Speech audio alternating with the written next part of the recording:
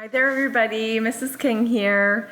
I'm here today to get you started on a novel, and I'm actually going to show you. My little guy is asleep here, so this is the perfect opportunity for me to get to read to you. So we'll get started. Okay, so this novel is part of our MindUp program for our school, and it's for the grade 3 to grade 6s, and it's called Riding Freedom.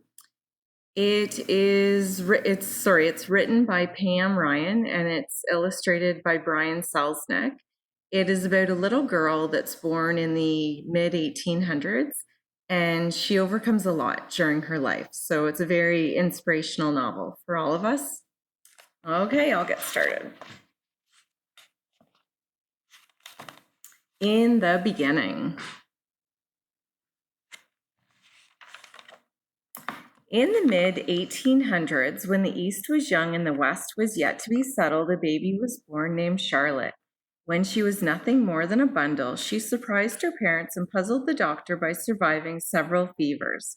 Folks said that any other baby would have died, but Charlotte was already strong. She walked before most babies crawled, she talked before most babies babbled, and she never cried, unless someone took something away from her. A few months after Charlotte's second birthday, on a blustery evening, she rode with her parents toward their small farm in the New Hampshire countryside. Their horse-drawn wagon was rickety and swayed back and forth with each gust of wind. Thunder made the horses skittish, and they reared and struggled in their harnesses. Charlotte sat up straight in her mother's lap, watching the trees waving in the wind and listening to the horses' loud whinnies. Her father tried to settle the team, and her mother held Charlotte snugly and sang a song to comfort her. But Charlotte wasn't afraid. A crack of lightning lit up the countryside, and the horses lurched forward, whirling down the road out of control. "Hold on!" yelled her father. "Stop!" screamed her mother. "Keep them straight! Keep them straight!" Charlotte's mother clutched her closer and tried to hold on as the frantic horses dragged the wagon over the bumpy road. Her father hollered, "Whoa, whoa!" But the horses had already lunged down a steep hill, crowded with trees and boulders. Tree limbs smacked the horses, frightening them even more. The wagon followed, plunging over the side and smashing into tree trunks before it overturned on a rocky ledge. Charlotte was thrown free of the splintered wagon and landed in a bed of tall grass. Her father and mother were killed instantly. Unharmed, Charlotte waved to the snuffling horses who were now free of the wagon.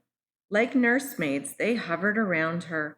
At times they whinnied as if calling for help.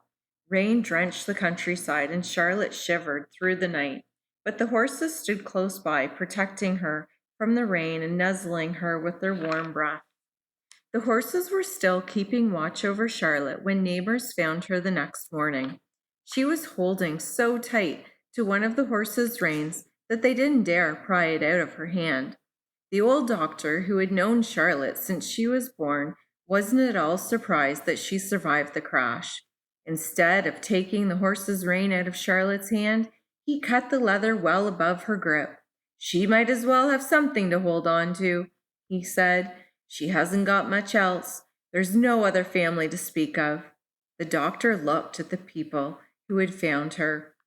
"We got enough mouths to feed," said the man, and he and his wife turned away. "I hate to think you'll grow up in an orphanage," the doctor said as he carried Charlotte. "But if anybody could make it alone in this world, it's you. Since the day you were born, you've been determined as a mule and tough as a rawhide bone." All right, so that was In the Beginning, and next will be chapter 1.